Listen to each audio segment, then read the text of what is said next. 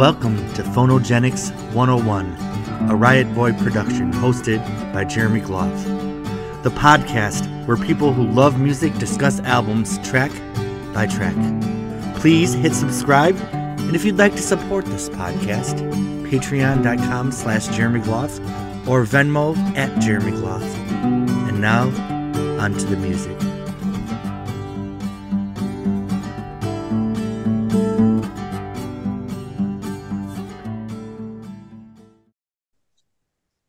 Hello, everybody. Welcome to Phonogenics 101. Thanks to my Patreon subscribers, which I got some new ones. I'm happy because my bill's due in 5 days. And also, thank you to everyone. I have a new album coming out, Road to Bartow, this Saturday, which Steven said the first single is a mix between Kick It and Don't Come Around Here No More. So that was all the feedback I've gotten. And I do have to say, for many people, the single's doing decent for an independent artist. That's my favorite comment, so thank you for that. You're welcome. But yes, it's an exciting time. My release party's on Saturday, but that still gives me time for a podcast. And tonight, you met them in season 1. They're still around for season 2, and it sounds like they're going to be around for season 3 from the conversation we had earlier. These are the Fleetwood Mac, Stevie Nicks, Christy McVie, Lindsey Buckingham crew. And tonight, we are going to talk about from 1968, 1969. What?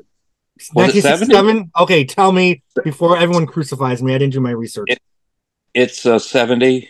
That's what I saw. 1970. Okay, perfect. The Christine Perfect. Christine McVie made an album before she joined Fleetwood Mac. It was released, once Fleetwood Mac got famous, it was re-released as the legendary Christine Perfect album. My friend Ann Fearman, my best friend in high school, used to call her Christine McPerfect. And if you can't find this CD, another way to get these songs is on the Complete Blue Horizon sessions, which does have some bonus tracks. So we are going to go through the Christine McVie discography. She had 3 solo albums, and a lot of people in this panel had never heard this one.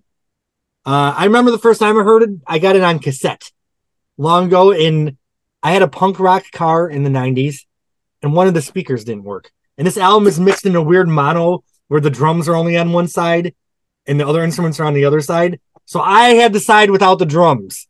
So for whenever I listen to this album, there's no drums or bass or whatever is in the right side. So it's weird how they mixed music back in the day. Yeah. Another thing is, I had a friend that had this kind of chair, the Christine, and I always made everyone pose in the Christine Perfect chair and take a picture.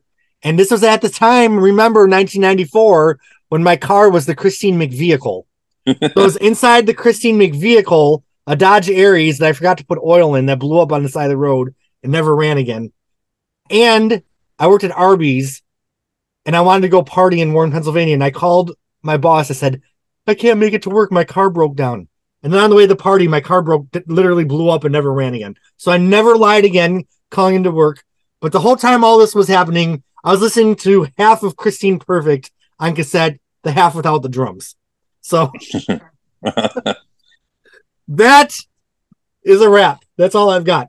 So since everybody knows everyone here, I'm interested, since everyone kind of heard this album for the first time. I've loved this for years. I was in the McPerfect club. But let's just go around the circle. I'm interested to hear what people's initial thoughts are. Jim, you said something very quotable before the camera was on. You listened to Christine Perfect for the first time, really, in the last few days. What are your thoughts? Well, I could say it again if it's allowed. Anything goes on Phonogenics. Okay, all right. I got to listen. I really like this album, and and I've listened to it. I've probably gone through it 7, 8 times, or maybe even like 10, and I got to say, this is really good. This is like, this is a pretty good replacement for Peter Green right there, Christine. This is. I really think this is a lot of these songs are better than her Fleetwood Mac before Buckingham Nicks came in. A lot of them are are kind of, I like that bluesy old, the older styles of like the bluegrass and the blues and the old country songs. So this is kind of up my alley, and it's kind of like, um, I mean, and I like that movie. What is it? Chess Records, or no, Mm. that's Cadillac Records. And I watched that the other morning, and this is kind of that era, the Chess Records. This is the blues that came over to England, because people would bring records on ships and just pass them around, and that's kind of how the Beatles got started. They heard American music and the Stones and everything, and Christine was one of those people that picked up on all this, and damn, she hit the ground on this record. She really hit the ground running, and I sort of thought towards the end there, said, well, fuck Fleetwood Mac. Whoa! This is real Oh! good. This is really good on its own merits. She could have, if she, I mean, she was in love with John and wanted to just kind of be with him. And you can tell on this record, she is really passionate in love and attached. And a lot of it's kind of like foreboding of like them breaking up or not really getting along, you know. But she's really like in love and going through the ups and downs of love, and she wrote a lot of these songs, and they're Mhm. the better songs too. Yep. So this, I mean, I'm not terribly surprised, but this is up, and it did had some success too.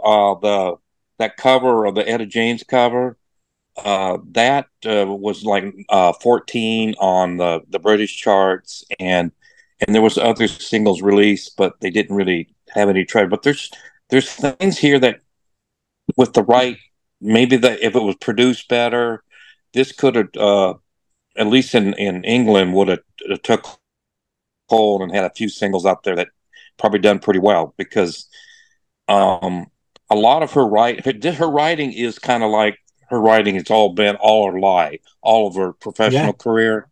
The writing here is pretty good, and it kind of takes you to a place. You kind of imagine the street lights and all that and things like that, where she puts in one of these songs, and it really stands on its own. Oh, this is kind of uh, why I really didn't listen to this or really kind of made an effort to find this album and play it. And I think it was during her '84 record. She did an interview, and she's kind of poo pooed this record. She said it was contrived. Yeah, she hated this album. I mean, why? This She is her hated it. legacy. When I heard it, I'm like, what the hell? This is great. This is, well, the time has been kind to it. Yeah. It's like the Cadillac records. I was listening to it 3 or 4 times. Said, "Hey, that's that legacy." You know, and the first song here is from one of the people in that movie. The uh, Little Walter wrote the first song here, and along with, I think Sonny Boy Williams gets the credit for it too. But I listened to the Little Walter version. The lyrics, I think the lyrics are kind of moved around a little bit, and the music's quite a bit different because it's a blues number. It's the Delta blues number, but I mean, it's the words are pretty much a lot of it's the same, and the sentiment is the same, and uh, you know, um, it's that British adaptation of the Delta blues. I mean, it just propelled. It was a massive of what we heard in the '70s, mostly the '70s, late '60s, and the '70s of the classic rock stuff. It came from that. Right. A lot of it came from that period. And This something I have influence. to add is that I do like Stevie and Christine equally. I'm a huge Stevie Nicks fan, but I'm also a huge Christine fan. But it's interesting because for me, Stevie's very deep, like the deepest parts of my soul. Some of her songs kind of reach. But Christine for me is a different vibe. I kind of listen Yeah. to Christine when I just want to coast and feel, and relaxed or feel good. And both of their music serve such an important purpose in my life. And I love them both so much. I So was I was, the White Album came on. I heard a couple the over my head and Say You Love Me on the radio, and I think I told this before, but they said a new Fleetwood Mac song was coming on. I thought it was going to be the same singer and everything, and I was like really excited. But then Rihanna came on, You're like, and who the hell's this? Yeah, oh, I was almost like mad or angry. Who the hell is this? And, well, here we are. I mean, it definitely got to me, and it's almost like it just. I mean, the way Stevie is just kind of draws you in, and and it just that's the way it is. And another thing, historically, I believe I should mention Christine first was a member of the band Chicken Shack, and she did 2 albums with them. Yep. Okay, Ken, and I can't remember the name of the other album off the top of my head. But what'd you call me? Chicken Shack, bitch. Then I'd Rather Go Blind was her first solo single, and it was a hit. And I believe she won the Melody Maker Vocalist of the Year award. So she was really taking off in a solo career. Then she retired. She just wanted to lead a married life and marry John, and she begrudgingly joined Fleetwood Mac because they needed someone on the road. But yeah. That there's that. Remember that auction where there was that award. That award was in the auction. The Melody, and the Julian's auction. I was highly interested, but it was kind of around Christmas time. We were busy and everything, and I didn't know how long. And I wanted to look back on it and make a serious bid because I wanted that. What's the most you would have bid on it, Jim? Just if you're willing to say. I don't know what it bid up to, but I would probably I don't know, 4,000 or 5,000 or something like that. Oh, I mean, wow. I would have put some money down for that baby. It's very tarnished, but I think it's a big piece of rock and roll music history. Hey, I actually have that award. I'm sorry. What is the award she won? The physical award? Mm-hmm. Yeah, for the Vocalist of the Year. Thank you. Okay. It's very. I think it's how a copper gets tarnished. Yeah. It was very tarnished, and I don't think didn't make the effort to clean it up, or they couldn't clean it up. It was very. But that didn't matter a lot to me. That you can read the inscribing pretty good. Oh my God, that was a piece. I did buy those auction books, the 3-volume set of the catalogs. I did buy them. All right. There was some other. What'd that cost, Jeremy, if you don't mind me asking? Sure. I think I found a good deal on eBay. It was like $89. That auction house came out with 3. They have these like 3 catalog sets. I have the Janet Jackson one, the Fleetwood Mac one, and the Betty White one. So I like looking through people's stuff. It's interesting. All right, Dr. Larner. Christine Perfect. What did you think? Well, I'm new to this album. Today was the first time I heard it. So listened to 3 times, some of the songs a little bit more. I thought it was really solid. I would have liked to have heard Fleetwood Mac on a few of these songs. I think they really could have made it pop, especially with Stevie's harmonies and some of Lindsay's guitar work. So I thought some of her work on here was right up there with some of the best work she's done with Fleetwood Mac. Yeah. And I have some other notes to say about some of the songs as we get to them. Cool. Mm-hmm. All right, from the Pacific Northwest, Mr. Hellman, what did you think of Christine Perfect? I also thought it was solid. The only downside is maybe it gets a little monotonous towards the end, or that's not the right way to say it. I guess what I'm trying to say is maybe there's not enough distinction between some of the songs as I would like to be. Yeah, that's okay. It's you can tell that she was early in her career, and you can hear the foundations of all the really great stuff that came later out of this, which is some really good stuff, right? So that's where I am coming down on this. Cool. And finally, last but not least, Alicia, what did you think of Christine Perfect? You sent me an email earlier this week, And I thought some of the stuff you said was so interesting. So I'm so glad that you're here to talk. Well, I thought it was a nice little record. I mean, it's, and I mean that in a good way. It's an album that if you like Christine and Fleetwood Mac, I would say go get this record. For me, I guess it's because I find this interesting when you start picking up these big rock and roll super groups like Fleetwood Mac or the Beatles, or it's fun to then go and pick up their solo stuff because you start seeing what each one of these songwriters and musicians can bring to the table. One second. Here's a sound effect in there. Please hold. Wonder Woman comes back. Da-da-da-da-da. Sorry, I have a 9 o'clock alarm to remind me. So I was like, I know you guys can hear the music. So it was really, it's always interesting for me to pick up an album like this because you can definitely tell this is Christine. You can definitely tell that what made her great, because we've seen the kind of her peak top shelf music, Songbird and everything like that. You can see that here, or the workings of what would become those type of songs. You could definitely, I felt like I could notice her influences, the blues.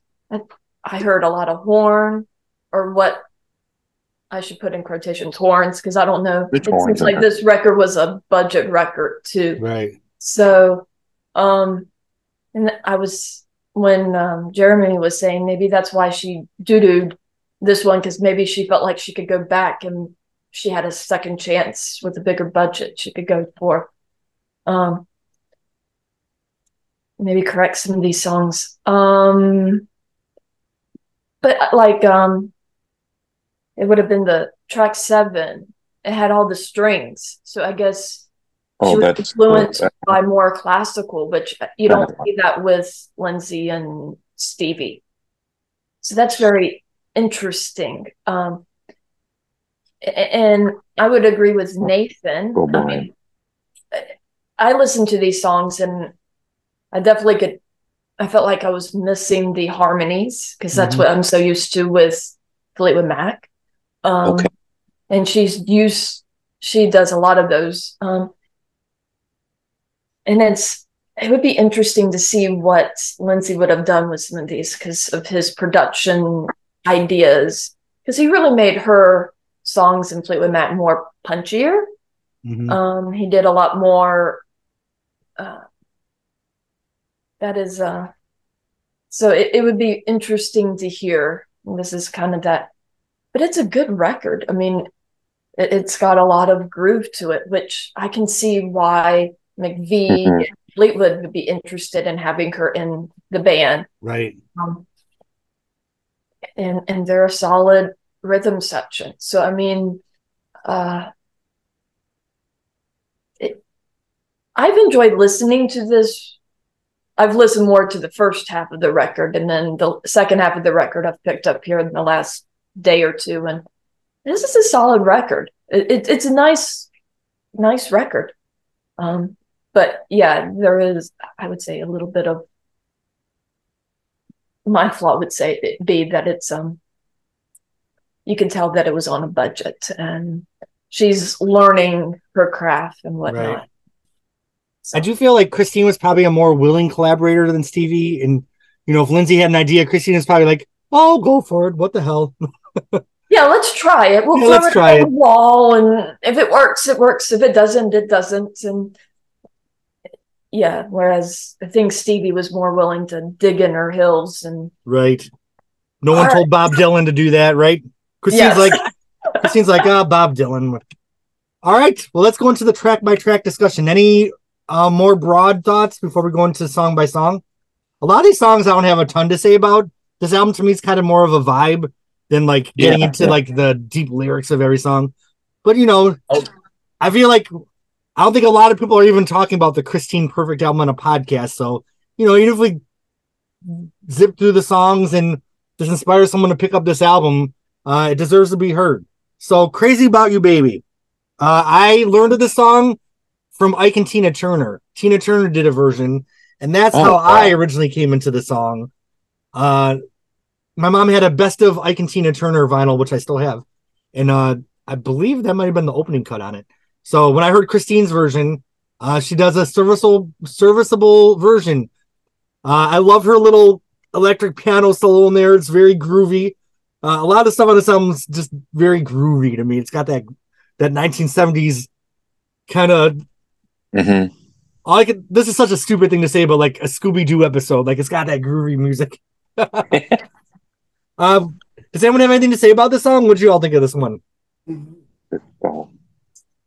I think it's like, I noticed how she had bookends for the album with this song and the last song as far as theme. Oh, yeah. But I also didn't realize that she didn't write all these songs. I just assumed she wrote everything on the album.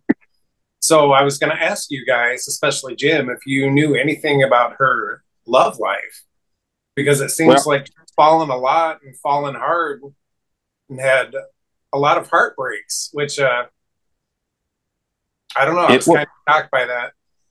I think it's about John McVie. Okay. I mean, I think she might have had maybe some earlier break. She might have had some. I don't know anything about, prior to John McVie, but she might have had some hiccups and some problems with relationships prior. But I think, to put it mildly, I think she's a little bit horny in some of these songs. She's very, absolutely. I mean, she's really like, she's smitten with someone and very like, I felt that there was a lot at stake. I think she's playing hard to get a little bit in some of this, but if this is kind of about what, with John McVie or someone else, but this was, very passionate. There's some kissing and holding and in love and that part of love and the emotional part of love and making things work out. And there's a lot. That's the whole theme of this record. And it was, even though there's covers too, but they blend right in there.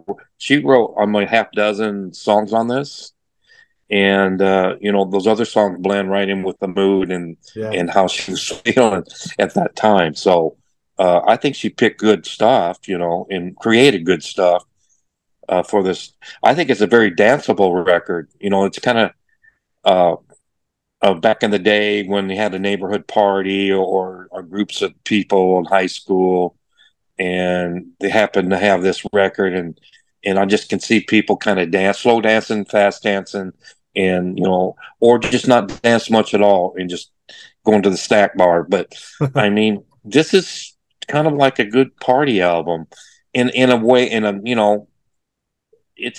some danceable tracks to it, even though it's kind of a blues record. It would be good at a get together, I think. My favorite is how the song. That's all it was kind of back in the day for young adults is there wasn't much to do than on weekends is going to a party and they play records, Right. My favorite is how the song fades out and then just comes back in for the do at the end. Like, oh, you got us there, Christine.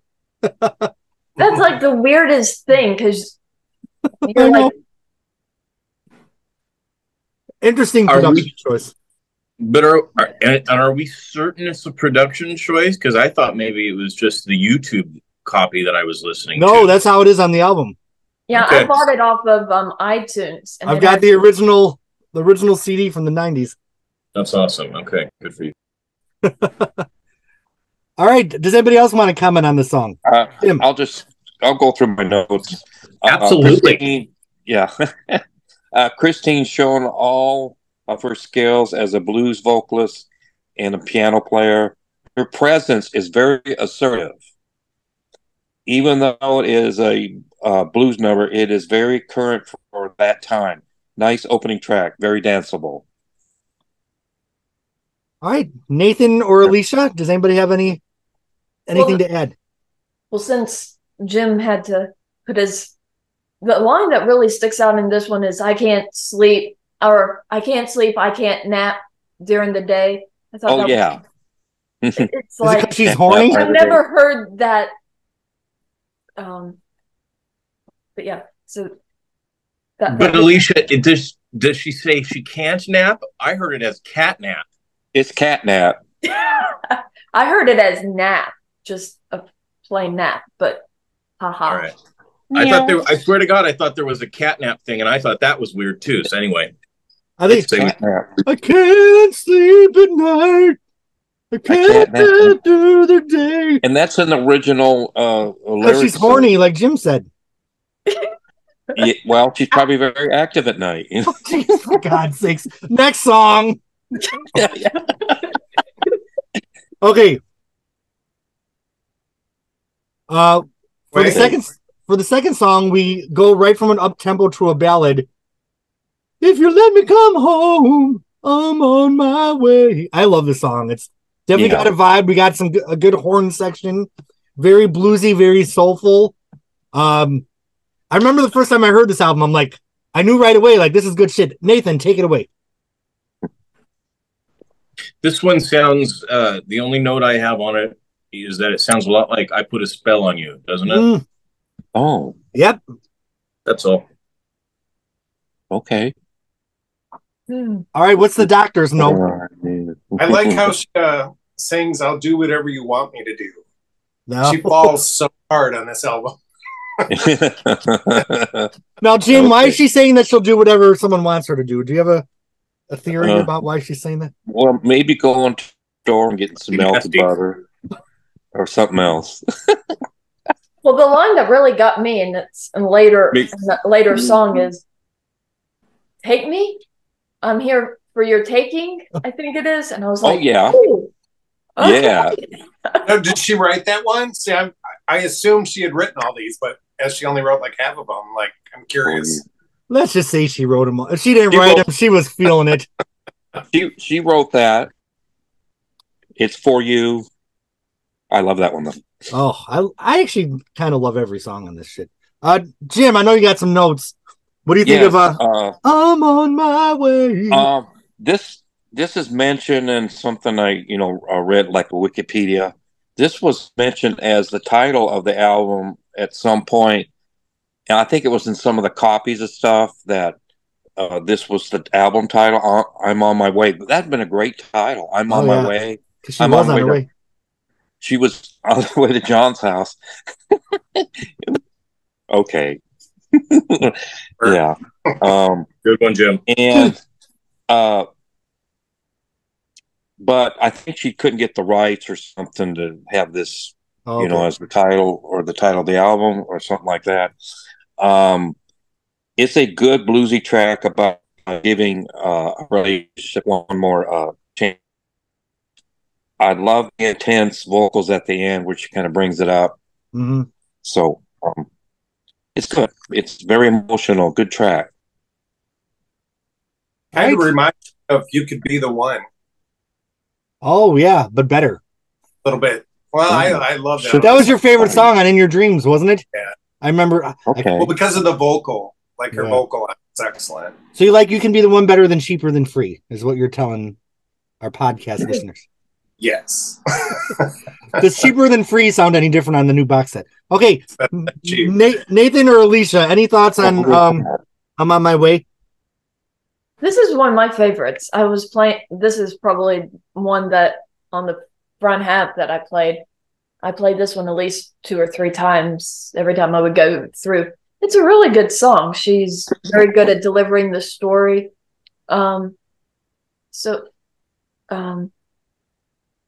Yeah.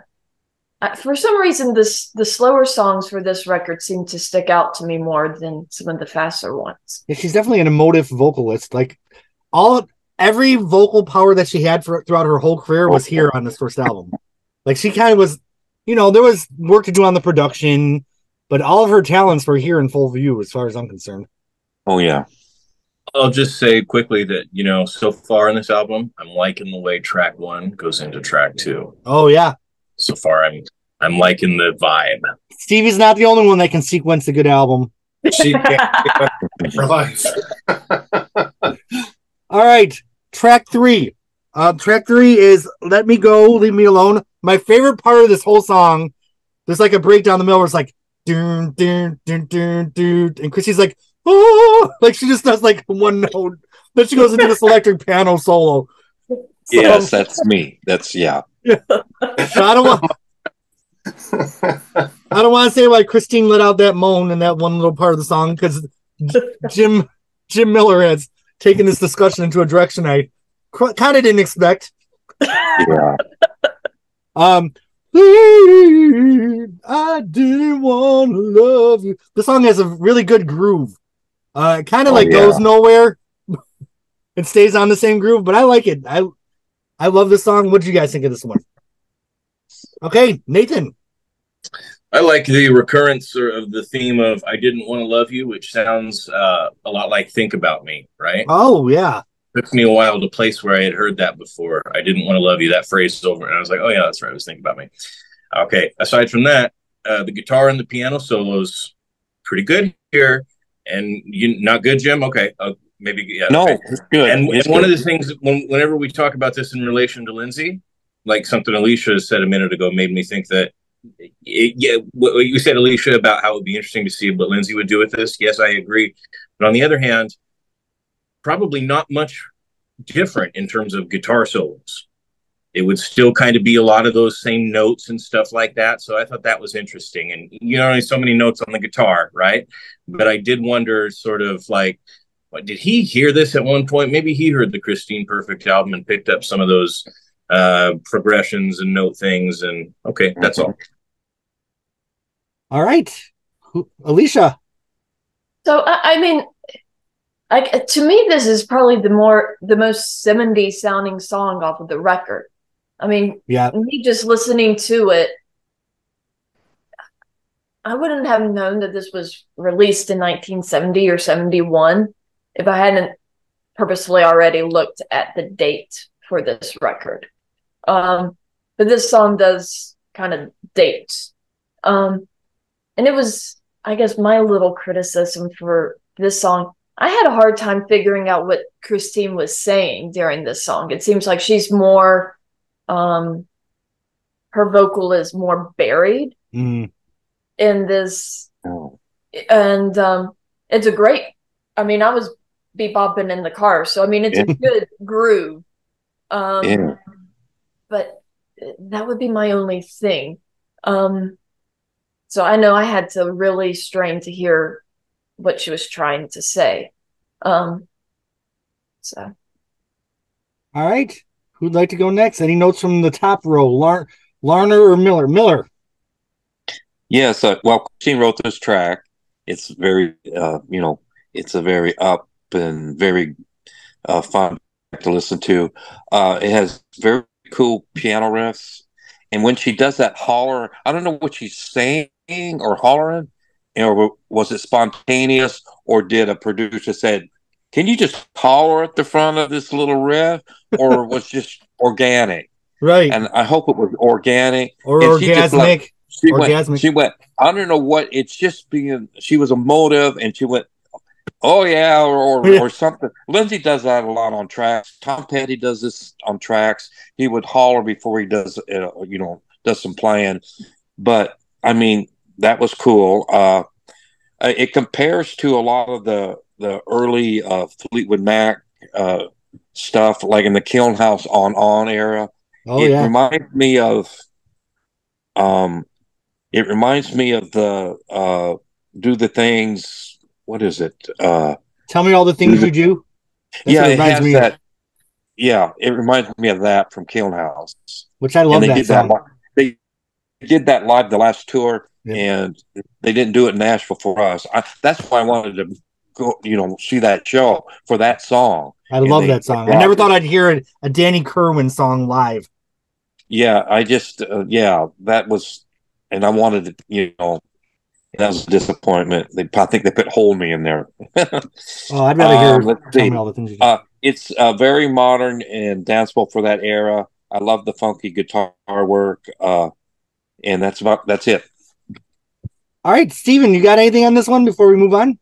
I just put a star, which means I liked it. Cool. Well, track 4, we are slowing down. I'll be coming home again. Yeah. I love this song, and she's really emoting. And I just want everyone to know, when I listen to this in my car, I put the Stevie harmony on. That's not on the album. Whatever that high part is, I'd put the harmony in there. So like past harmony or this one. The harmony Stevie would have put on if she would have been around. Well, back in the day, or oh no, present. Okay. I got present Stevie voice. But how's the part at the end? I can't get over this longing. That part. So I love this song. What do you all think of this one? Strong production. Suits your voice well. Yeah, beautiful. Yes. I love the organic. I love how it's kind of stripped down. Beautiful song. Miller, what you got? You got any notes? Yes. Christine, another one written by Christine. I like this very much. I mean, I just really like this song. We take for granted how immense Christine's impact are on songs like this. Her vocals and her piano parts. It just showing what she can do. I mean, you get into it emotionally too. Yeah. You know, it's something in your life and damn, this is good stuff. I remember the first time I heard this album, like song by song. It's kind of like a lot of these songs are like the ocean waves and just kind of a flow. It's very beautiful. Yeah. Cool. Alicia. When I heard this song, it kind of made me think of what was it? Good gracious. The House of the Seven Suns? House of the Rising Sun? Yes. Oh, okay. They kind of elongate their words like what she does in this song. I can hear that. So that made me think of that as I was listening to this. But this is a good track. It's probably in the top 3 for me on this record. She really knew what to do. One of the most beautiful songs she ever wrote, I feel like. Yeah, All right. I mean, okay, just one comment. Yeah. I think she could have made it on her own. I mean, she didn't have the type of personality to be a front person and being like doing a lot of interviews and being a personality. Right. But she certainly had the talent, and she was very happy to just sit there and play, kind of off to the side while Stevie does her thing, and that was just a perfect setup for her. But she certainly had the talent to be a star. I mean, just a standalone star with there's no one comparable to her. Well, something I should add is that sometimes I forget that I'm a man, so I think I actually put the Lindsay harmony on the song and not the Stevie. All right. Any other thoughts on this song? Moving on. The piano really shines in this for me. Oh yeah. I didn't listen to it closely enough to feel as deeply as all of you did about it, but the piano for me is what I made a note of. Little fills in the piano playing, and once again underscores the particular that Christine brings to the table. That's one thing I like about this album is in some of the Fleetwood Mac stuff with Lindsay producing, her keyboards got more buried under all the stuff. And on this album, her keyboard's kind of front and center a little bit more, which I really love because she's a great keyboardist. All right, the next song. She's also a great singer, and sometimes you get lost with all the layers and stuff. Everything. So, I mean, these are very direct songs. All right, the next song starts off very direct. with a very funky, like little drum beat, and I have a confession to make. Back in the 90s, in the DIY music scene, before I didn't have a drum machine, but my friend had a sampler. So I sampled like 10 seconds of this close to me song and used it as a drum beat, one of my early songs. So don't sue me, Christine's Estate. But I don't even want to say the name of the song because it's so god awful that if anyone listened to it, they would just like my Patreon would just go down to 0 in one day. So, but you know, everyone, I don't take my old music off the line because unlike Christine McVie, I stand by my early stuff because you are where you are at the time.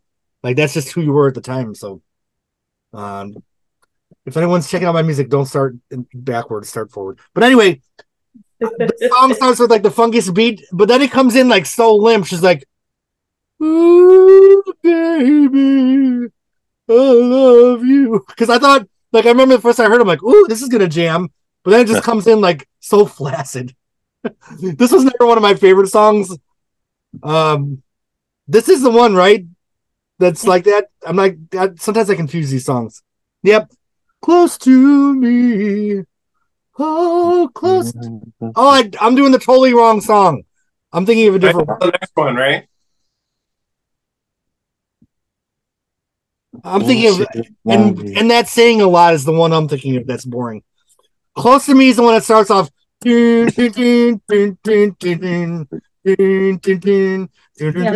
Okay, so erase everything I said about 2 minutes ago. This is a totally different song than I thought. I love the song.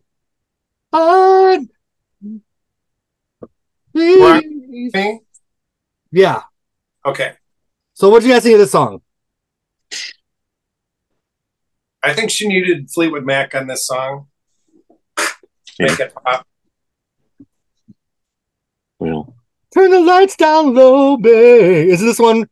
Let me whisper in your. She is horny, Jim. Oh, I guess. Okay. Nathan, what do you think of this one? No notes? No notes. Okay. Alicia or Jim? I totally had the wrong damn song. So I'm fired podcast hosting. She'd rather be blind in this song. Okay. So again, falling really, really hard for these guys, whoever she's writing about, be it John or somebody else. No, that's what are we talking about? Like I'd rather be blind than be no, we're on close to me. Right, we're on 5. Probably my favorite upbeat song on this. It's a really good groove. It's a great song, and I love this song. Yeah. I can't believe I messed up what song it is. I'm too lazy to go back and edit my podcast, so just for along for the journey, everybody. oh man, Jim, am I being heard? Am I being heard right now? Yeah. Okay. Sorry. Ready for me? Yeah. Okay. Save this podcast. Yeah. Christine. It's a go for Jim. Yeah. Christine wrote this with Richard Hayward, which is a member of this project. So she probably wrote the lyrics, and maybe the Richard Hayward, he might have wrote some of the music. I mean, I'm kind of guessing. It could be the other way around, but I'm just guessing that he might have chimed in with some of that because there's some pretty good music here. There is. Yeah, the piano parts in the middle are just so British. It's just, I mean, at the start there's a run too, right. But right in the middle, it just, oh man, that's just a hard, and there's no frills and no help, and just playing. The song cooks. What? It cooks. It sizzles. Yes. It's a very late 60s, early 70s sound. Another very good track. Just, man, this is a good record. All right, now that this podcast is back on track and I know what song we're talking about, who else wants to go? Can I ask, did any of you hear influence of the Mamas and the Papas and some of the instruments and these strings? I can hear that a little bit. Yeah. My brother's been listening to them a lot lately, so it's in the back of my brain. So I heard a lot of that. As soon as the vocal started, it didn't sound like them, but the intros to the songs. there's So a far, lot this of is the. Oh, go ahead, Jim. yeah, there's just a lot of things you kind of remind you of, like Clapton or gosh, I don't know, but just kind of, kind of, I'm that old, and I mean, I might have been like 6, 7, 8 years old or something, but I mean, I heard a lot of uh, this and that, and this kind of reminds me of that time, that the Yeah, hippie era. I mean, that's what it. I mean, this was made right in the smack in the middle of that, yeah. you know, kind of towards the end after the Summer of Love and you know, Vietnam War era and all that, and kind of an escapism period for a lot of artists. Someone just want to forget everything and have fun and play. All right. Any other thoughts on "Close to Me"? Next, the hit single from the album. Really? So many people have covered "I'd Rather Go Blind" from Etta James. But it was a hit for Christine, number 14, right? This is a song that caused her to win the Vocalist of the Year in Melody Maker. This song does not appear on the Blue Horizon session CD because I believe Chicken Shack may have been her backing band, which is why it couldn't appear on the compilation. This is the only song that's not in that weird stereo with the drums on one side and the other instruments on the other, because I think the song was a hit, and then the label asked for a full album, which Christine kind of begrudgingly did. But it's such like a sacred part of the song book, and I think Christine did a passable version. I've heard so many bad versions of "I'd Rather Go Blind" at open mics throughout the years, in those mediocre white soul singers like trying to give a little soul. I can think of I'm not gonna be snarky and say a couple names, but there's a couple people that I know that gave it a shot and maybe shouldn't have. But I think John Mayer? Who are you talking about? Name a name. No, this is more local. And oh shit! Yep, I got to be politically correct. I have an album coming out Saturday, so I think Christine did a good job, though. I was just thinking. I mean, if someone thought of songs that Christine McVie could successfully sing, "I'd Rather Go Blind" isn't the first thing that would come to my mind, but she pulls it off. I think it's a good version. I'm out of breath and have nothing else to say. Steven, what do you think of this one? I'm all mixed up because I thought this was a lyric from the other song. My notes. We're getting back on track. Yeah. Alicia. Another heartbreak. It's a good song. I don't know. I guess I expected a little more dramatic. I don't know. Maybe because the lyrics are so dramatic. I will go blind because you're hanging out with another girl. Right. That's very just well. So I thought she took more of a conservative approach vocally, which evidently people agreed with more. So I thought it's a good version, but I don't know. It's like, okay. I think on this album, I like her originals more. Go ahead, Steven. Sorry. No, I would butt in there. It doesn't seem like a song she would sing, does it? Right. No, not like at just all. The lyrics, "I would rather be blind," it doesn't sound like Christine McVie's voice. Maybe it was "I'd rather be drunk." I'd rather be partying with the boys, and I say that lovingly. I feel like Christine knew how to have a good time. Yeah. All right, Jim, what do you think of her version of "I'd Rather Go Blind"? Well, this song is kind of what this album's known for. It was cut by Chicken Shack. This was the Chicken Shack band that they cut this. I guess they released it as a single, and I think the record people kind of wanted her to make an album around it, and that's what happened. Right. And the way Christine pronounces the word "girl," it's English. It's just love her doing. I mean, some of her little nuances in her pronunciations, and that's one of the things girl, or and okay, and it makes this cover unique. So Christine wasn't afraid to sing this in her own way, and her keyboard adds so much to this. And I love the Etta version, and I love Christine's version. I love the Beyonce version, and there's others. I mean, but these are the ones I know, and they're all different, and they're all real good.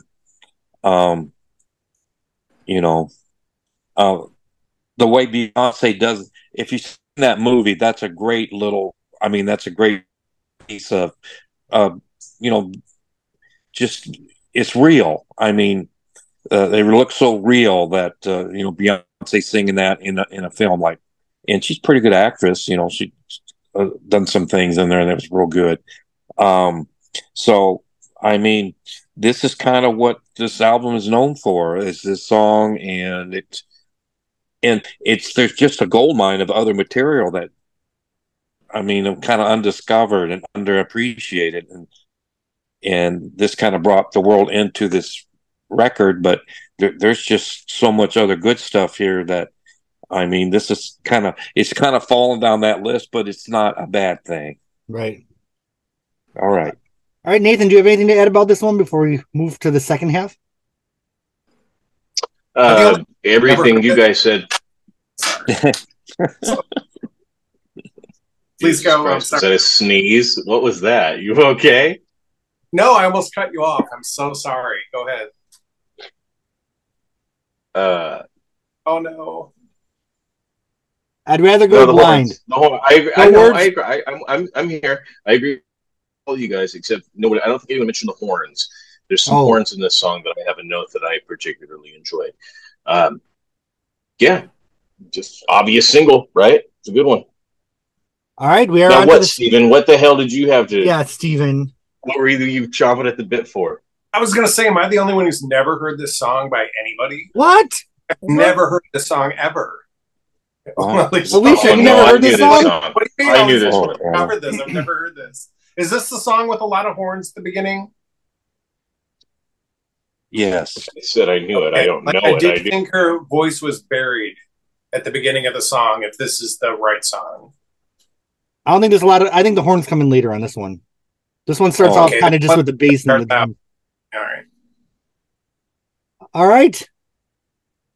Are we all still on board? Are we ready for part 2? When you say, this is a song that also appears on Fleetwood Mac's album Then Play On. It was written by Danny Kerwin, a wonderful Fleetwood Mac songwriter on the early albums. I am a huge Danny Kerwin fan. I even have his solo albums on CD. They were only released in Japan. His first album, Second Chapter, is so good. And I actually like a lot of stuff off the other ones. But anyway, Christine covered one of his songs, and her version is a little bit more orchestral than the Fleetwood Mac version. Yeah. And it's interesting in my head, I can hear Christine's version and Danny's version. They kind of have similar vocal styles. So what do you all think of this one? It's good for a wedding. Yeah. I feel like Danny was such a romantic. Rest in peace. Then he had mental health struggles and I believe lived on the streets from the 80s on. I'd love to in the future, and I'd love to go back and do those early Fleetwood Mac albums because I like some of that stuff just as much as the Buckingham Nicks stuff. Yes, it's very. We're doing the early Fleetwood Mac records. We are. When I met Fleetwood Mac, I bought all their records and played them from front to back, like Stevie said. Okay. Okay, Jim, what's your notes on When You Say? Okay, it's a minute shorter than the Fleetwood Mac version. It's that Kerwin version. There's just a lot of like chord changes and a lot of the how it's put together is really a piece of work. Let's see. This is a very well done version and it does have the strings, but I prefer the the Fleetwood Mac version, and how Danny Kerwin's voice would blend in with the guitars. That is just something amazing. Oh, I love when he does that. His voice is so great. Yes. And I mean, that's something great in music. Gosh, there's a lot of artists that do that. I think Robert Plant would sing along with Page, just right with him, you know. And I'm glad to have both versions. And there is something so British Beatle-esque about this song. It just reminds me of some, I don't know what particular Beatles song. It just kind of reminds me of kind of that British, the very, you know, the way the British are, and this song kind of reminds me of that. Danny did produce this version too, so this was produced by Danny Kerwin. Oh, John played on it, John McVie. So I mean, John, and I mean that's almost the Kilnhouse band, right there. Yeah, that's almost the and then, you know, I mean, and they went on and did a lot of good stuff. You know, Then Play On was such a monumental album for Fleetwood Mac. Oh gosh, so many songs that were like iconic. But I think Kilnhouse was they lost a huge band member. I think it's a charming little follow-up. You know, it's not as iconic, but I think there's great songs on Kilnhouse.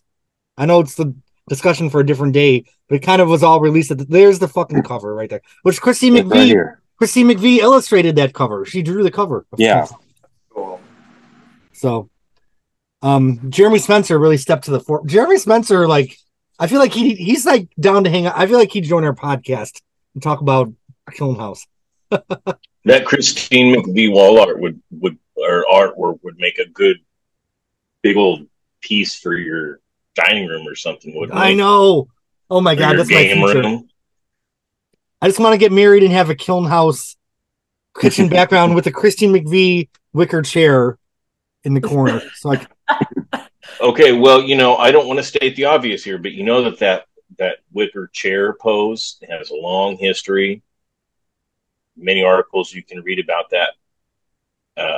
You know, Cher has done albums on those. Dolly Parton has done album covers sitting on wicker chairs. So there's sort of and I don't remember the reasons why or how that came to be, but that's a theme in album covers. And what I'm curious is like, and in photography in general. That's the point. Is it's about okay.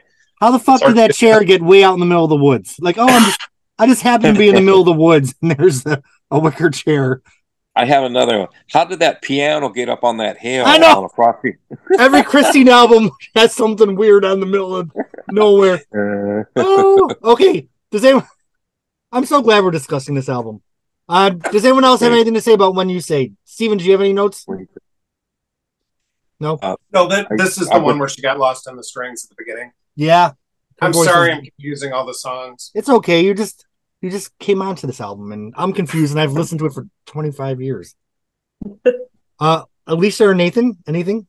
Well, I mean, Jim was saying it was reminding him of Robert Plant or whatever, and to me, this reminds me more of classical crossover. You know, kind of like your Josh Groban's or your Sarah Brightman's. I mean, she doesn't have that operatic voice, but the strings and kind of a mixing of styles. And it's kind of the odd song out of this record.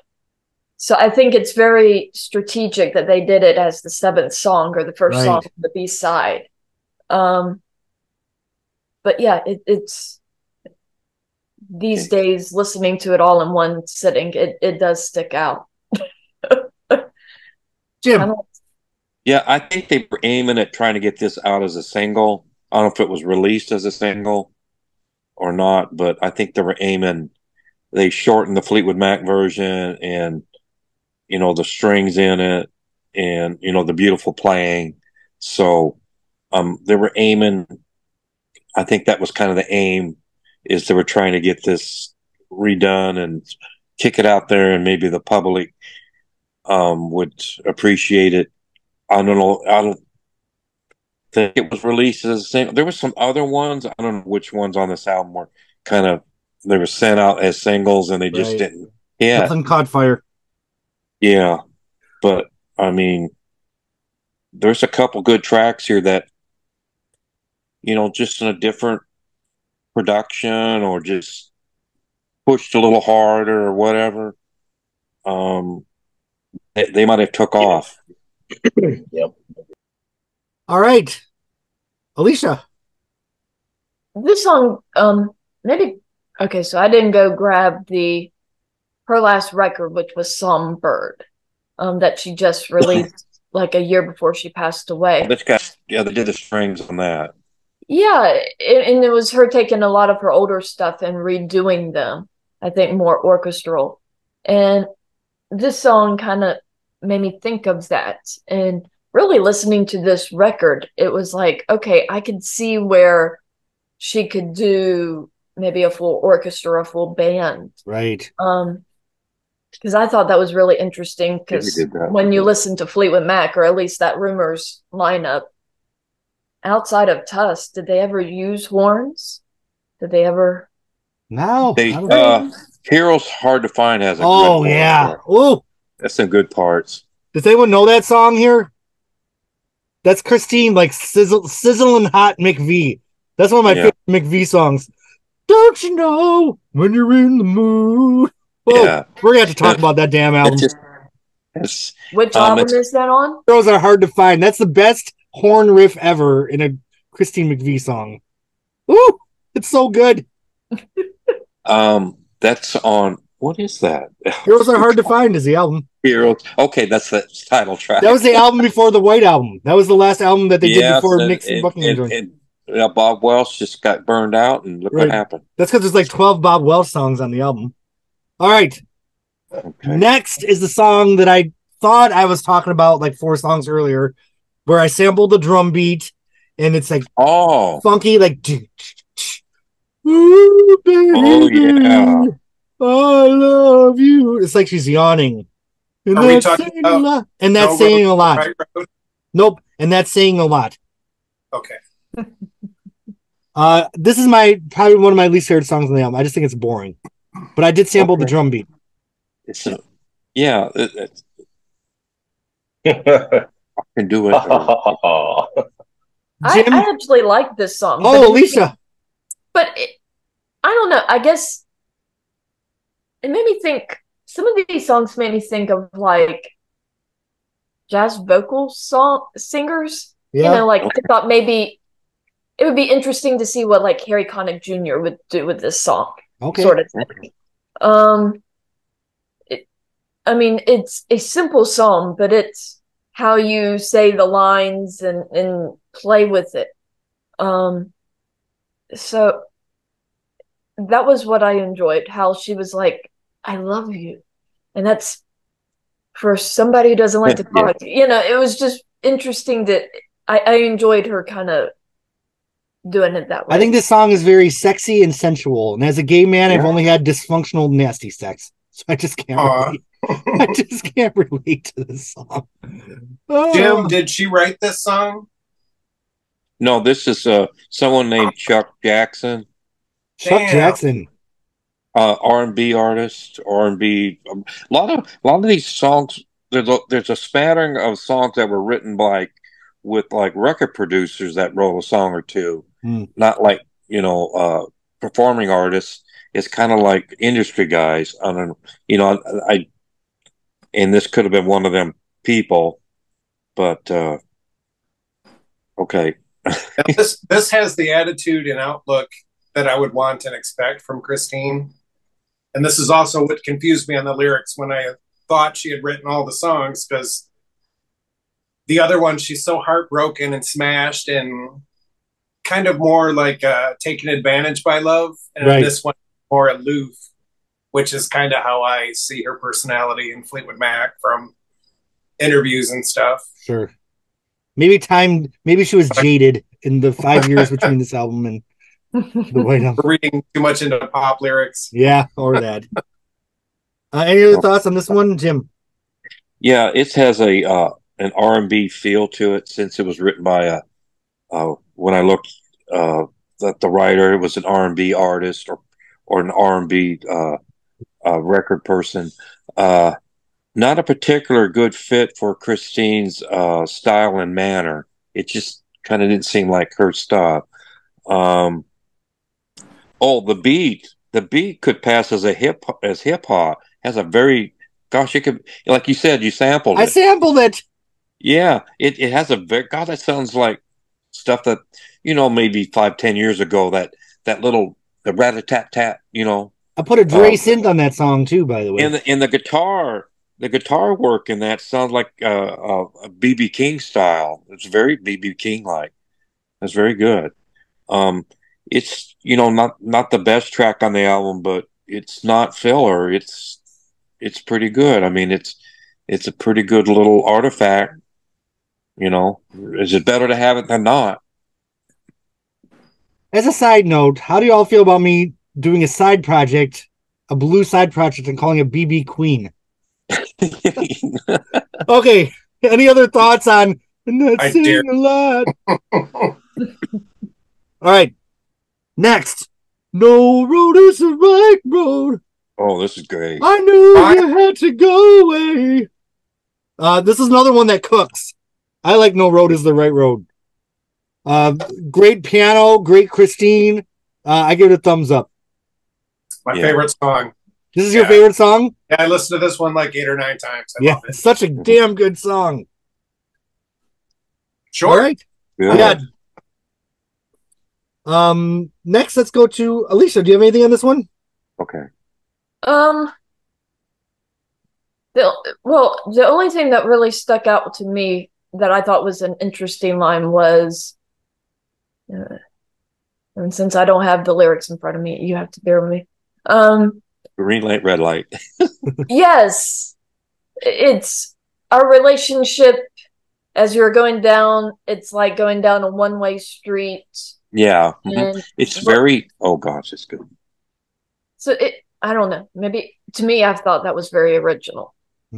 Yeah. And didn't notice the lights changing in our relationship. Yeah, just great. Did Christine write this one? Christine wrote this one? Yes. Yay. Yeah. See, I like this better than the Etta James song, honestly. Like, even as a song. Like, give me some classic Christine McVie. Jim, what did you think of this one? I know you got some notes on this. Yes, it's a lot like Christine's early Fleetwood Mac work, the Bear Morning Tree. Rain. Morning, yeah, that's that stuff.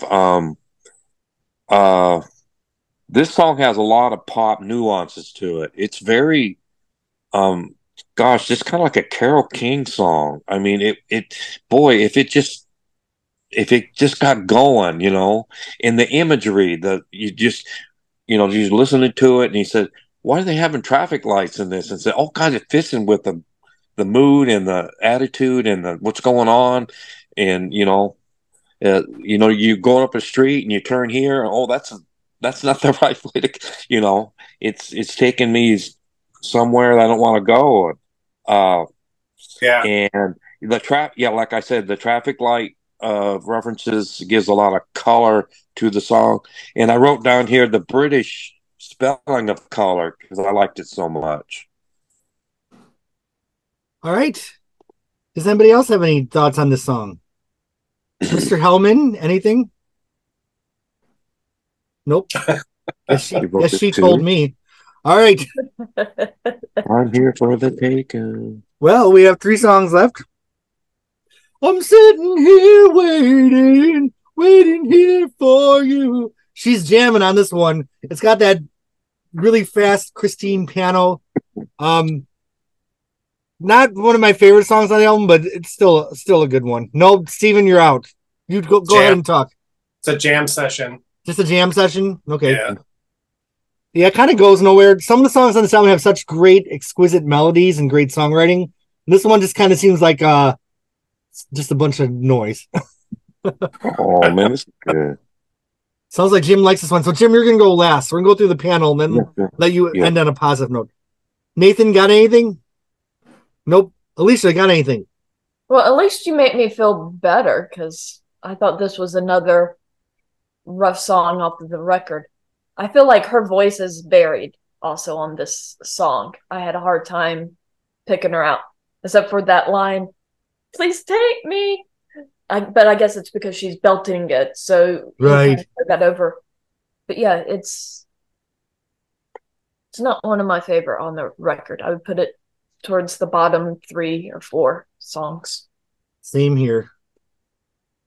But we have a different opinion from Jim Miller in the upper left corner. What do you think of this song, Jim? Yes, it's a nice rambling song, and she wrote this too. It reminds me of Eric Clapton's Tulsa Town a little bit, if you know that one. And I think this would have done well live for some reason. I just think the band would have, stretched it and taken it different places, and it would have been a good heavy groove, with the band just playing hard and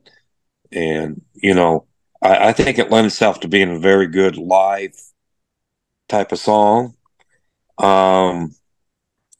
Bits of this reminds me of some of the things that were in Southern rock in that time period, like the Almonds and the Skinners.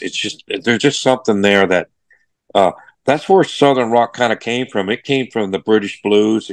The Southern rock people kind of really were influenced by the British blues. So it came from the Delta, went to England, and it came back to the Southern white boys, and there we go. That's. Well, I feel with this song, the Delta can have it back. Oh, any other thoughts on this one? The second to last song is another ballad. I'm too far gone for turning about now. I think this is my least favorite ballad on the album. These last few songs kind of sagged for me a little bit. This wasn't one of my favorites. Yeah, that a thumbs down too. Thumbs down from Steven. Yeah. Alicia, you have a thumbs up. What did you think? I liked it. I thought it was good, solid lyrics. She sounds like a very good vocal. So I liked it. I enjoyed it. All right. Do we have anything from Nathan or Jim? What about the Too Far Gone from the Buck? Oh, sorry, Jim. Oh my God! Jumping in there. No, what Nathan, about the Too Far Gone Buckingham McVie? That's all. Yeah, when Buckingham McVie came out and Too Far Gone was on the track list, I'm like, Christine already has a song called Too Far Gone. I thought that was, Madonna has a song called Forbidden Love on Confessions on a Dance Floor, and she had a song called Forbidden Love on Bedtime Story. So I feel like Christine Forbidden Loved us and had a song with the same title that were two totally different songs and two totally different eras. Okay, this was a. I like the Buckingham McVie Too Far Gone better than the one here. Okay, Jim. Yes, it's like this is playing at a dance party, and this is one where you slow dance and you get a little close, and it lends itself to that. Okay. Let's see. Oh, Christine singing and playing this. That's just her talent. Just keeps this song afloat. And just I mean, her talent just keeps this song from being. Her classic key. It's more of that organ keyboard sound through it. That's just so much what she's done going forward. And I that's what I see in that. I just think her talent just kind of keeps this one going.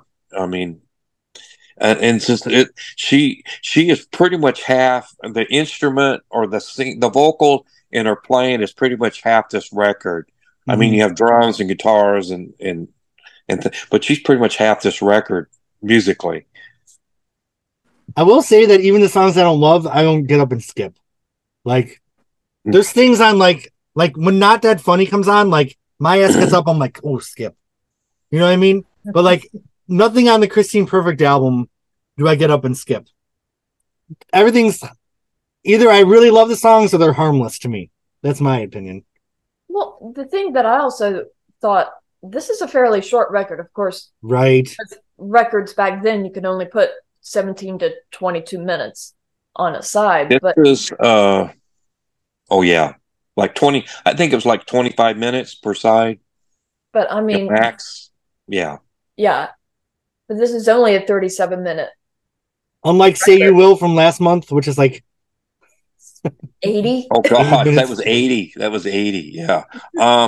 And the songs here are not much over 3 minutes, Right. at the longest, which is, I mean, it's like the old Tom Petty records. They're like 3 minutes and out, and it's a quick listen, and you get a lot of good little bits of music and songs real quick, and you're in and out.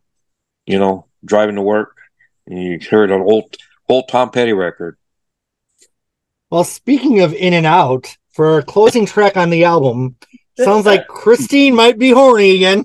Yeah. Okay. This song, there's a couple songs that sag, but I think the album ends just as strong as it started. I want you. This is a song that I play over and over. We got to give a shout out to where they put the echo on her vocals at the end. It gets a little psychedelic and trippy. I think this is a great closing track. It's groovy, like the best songs. This is a dance song. This is a hot track. This is a freaking good song. In fact, I want this podcast to end so I can go listen to this song. I love it. Yeah. Yeah. Let's start with Steven's notes. What did you think of I Want You? Please tell me that you liked this one. You like it? I did. You did? I give a thumbs up. Yeah. I just wanted Stevie and Lindsay on it. Oh, that would have. Yeah. You know, I mean, because they always say, like, the members of Fleetwood Mac are not as good individually as they are all together. And I think, well, with the exception of Stevie, to be honest, I think that's true. Like, it's not because, like Jim said, like, she's got all the talent. She just doesn't have the burning desire to be a one-woman show. You know, so she's not a one-woman show. You know, Right. She kind of needs, like, other people to come in and break up the material and just add a little spice to it. And that's all. I mean, I thought it was a great song, but I would have loved to hear Stevie and Lindsay on it. and on the White Album tour, they did do some Christine songs from pre-Buckingham Nicks, and hearing them on the harmonies of those songs was mind-blowing. When they did Why? Jesus, I've listened to that so many times. Epic. So can you imagine if they had done like something from this album with the harmonies? Steven, I agree. There's probably good 4 songs they could have done, and they would have just resonated live. Yeah. Either the Welsh Fleetwood Mac or Corwin Welsh or the Buckingham Nicks Fleetwood Mac, either way it would have worked. And John and Mick just in the pocket, killing it. Jim, what about the Dave Walker Fleetwood Mac? I'm just kidding. Well, I mean, he was actually. I mean, that's for season 3, right? That's for season 3 for his notorious antics. No. There was some.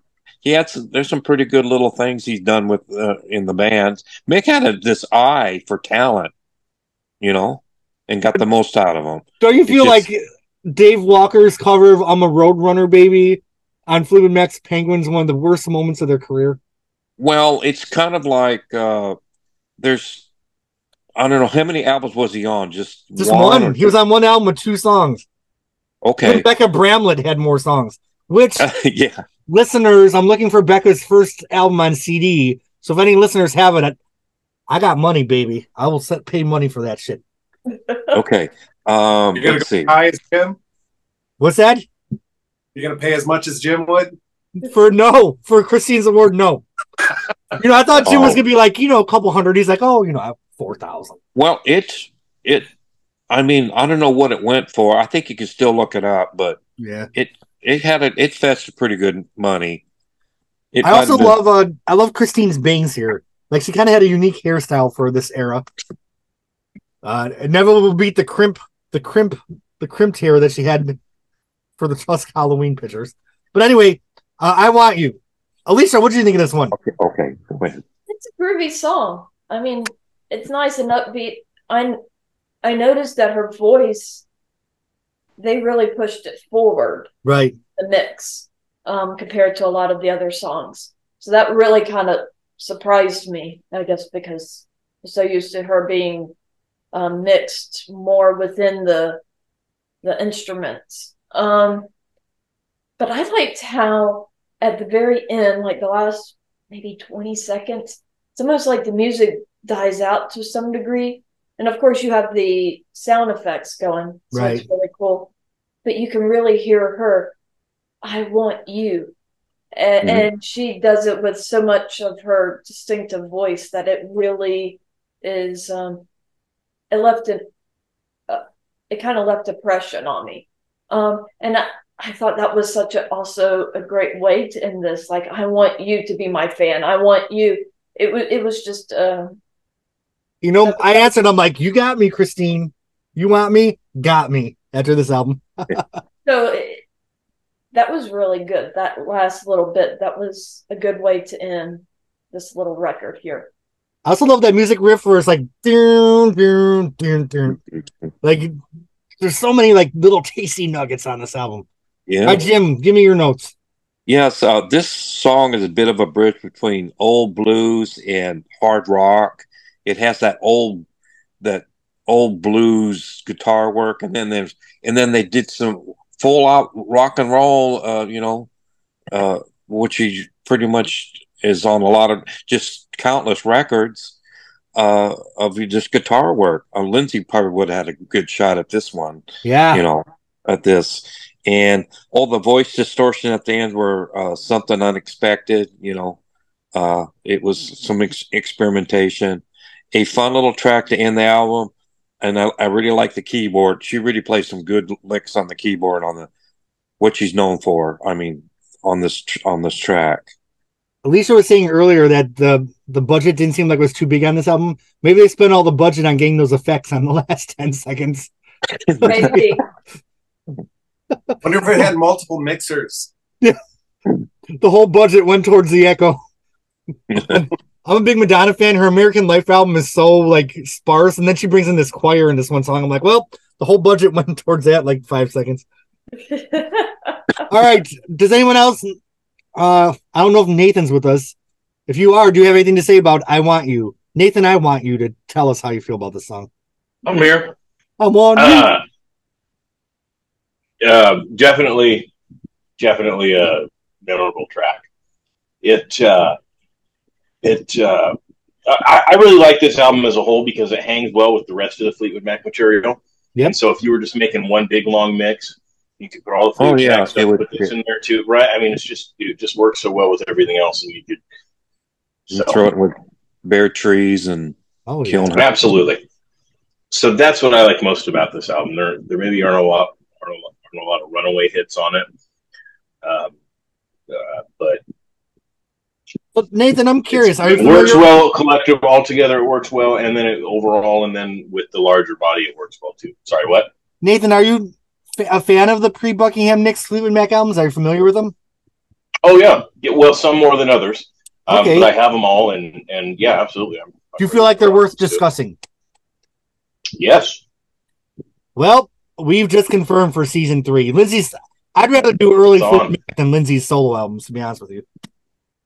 Maybe that's gonna be season 4. But anyway, that's why you're getting flamed, Jeremy. I know. Right. Hello, everyone at the Ledge. I have a Patreon.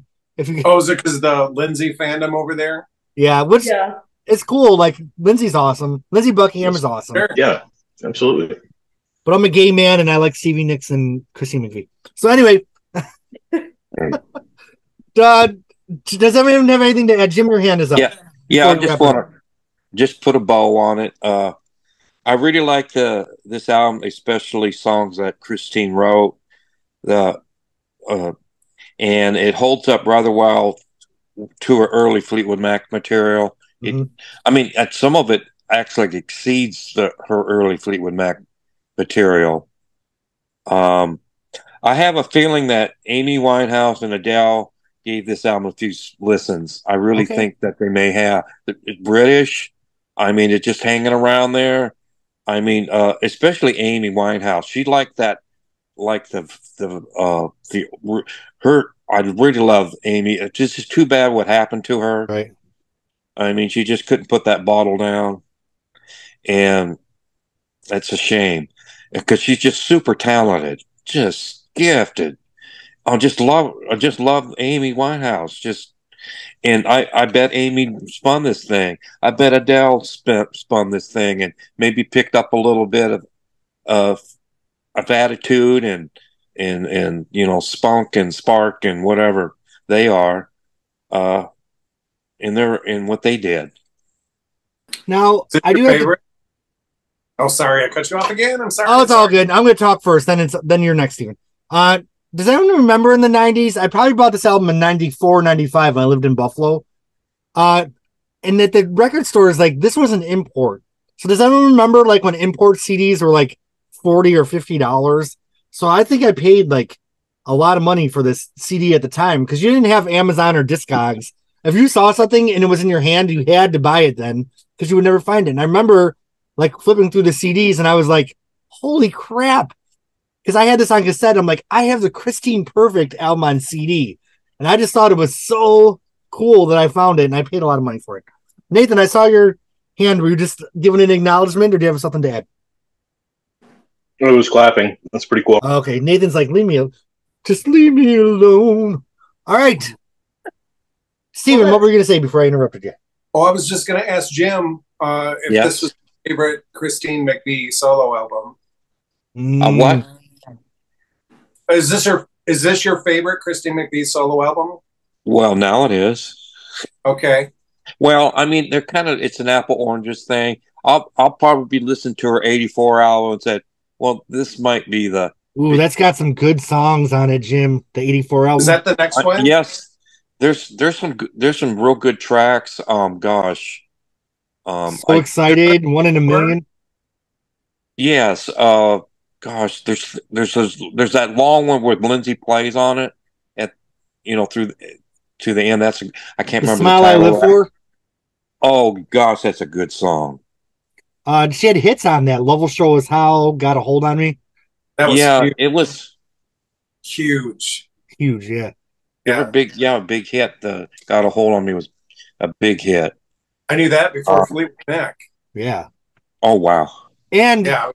Wow. Before we go into it, I want to say her 2004 album, In the Meantime, I really love it.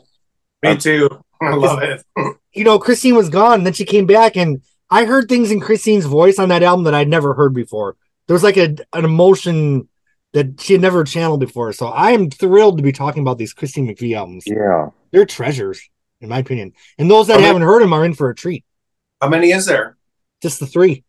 Just the 3. Oh, okay. And then a new one. 70, 84?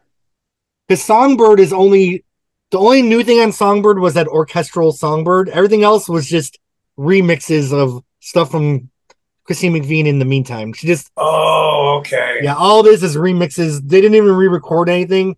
They just kind of like turned the guitar up and did some arrangements. It wasn't life-changing to me. I like the original mixes better, personally. Jim?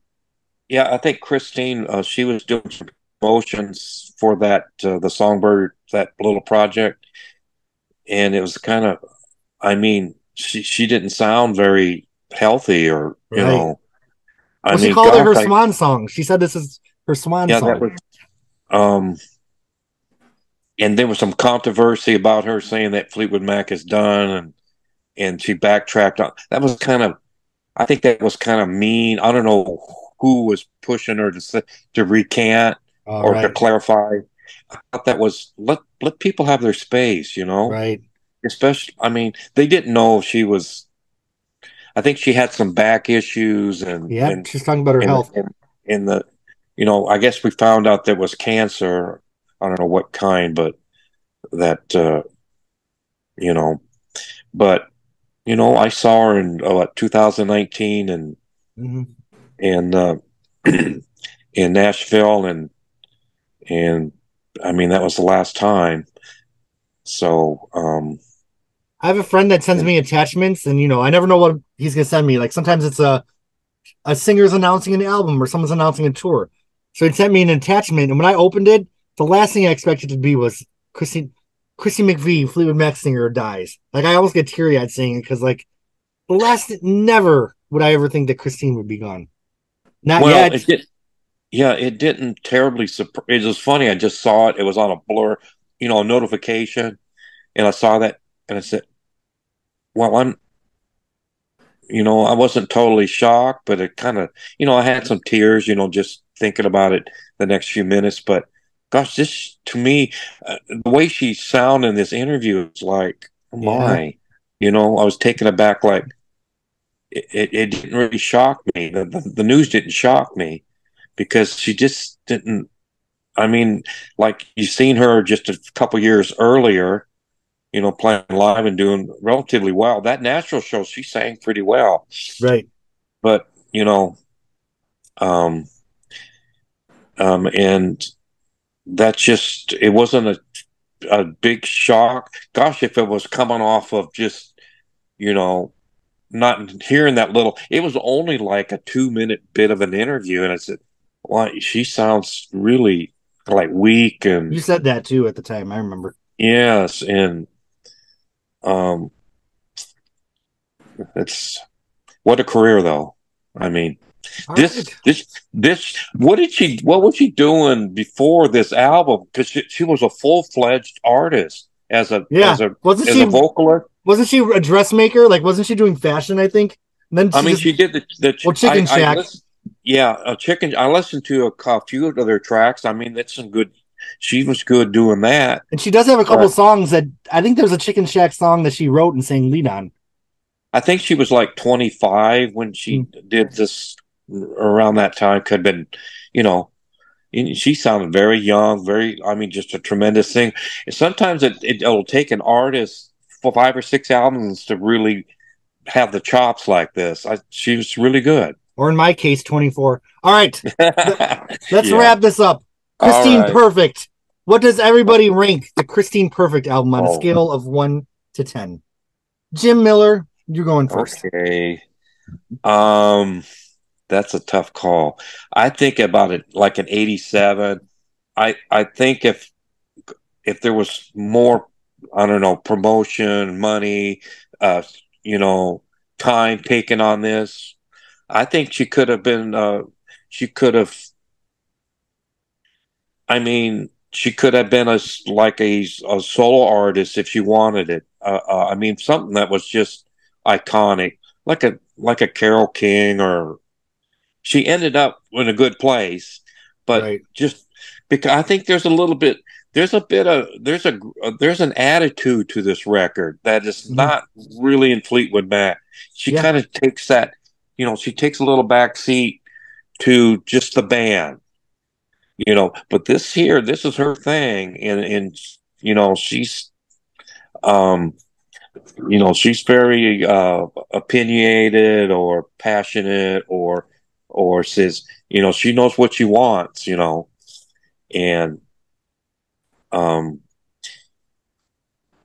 that's about it. All right. Stephen Lerner, you just heard this album for the first time recently. What do you rank it on a scale of 1 to 10? Well, I have to rank Christine McVie scale. Oh, Jim didn't do his rating. I cut off Jim before he gave the number. Oh, I think I said 87. 87. No, 8.7. 8.7. It could have been like a 9.2 or 3 if things were just because, gosh, Chris herself, her playing, her writing, and her singing, just I thought it was really good. It's just some of the other things weren't just quite enough to, Okay, back to you, Stephen. I apologize. No, that's fine. Well, like I said, I got to put it on a Christine McVie scale of a 1 through 10 based on In the Meantime being my favorite Christine McVie solo album. So I would give it a 7.5 or an 8. All right. Nathan, are you with us? Yeah, I give it a 7.5.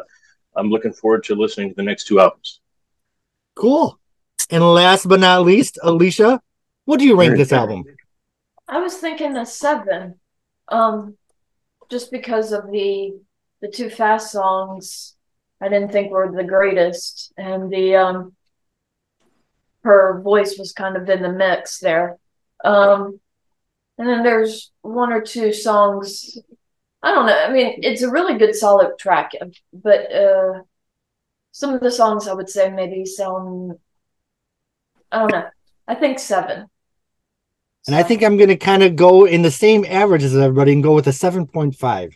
I think the songwriting is really solid. I think there's a couple skips for me, but it's a great beginning. And this is an album that she ranked as a 1. So I think the album is so much better than she ever gave it credit for. So let's pause and chat for a second before we read each other. But let me say goodbye. Thanks to my Patreon subscribers. Thanks to everyone who's checking out my new album or buying it.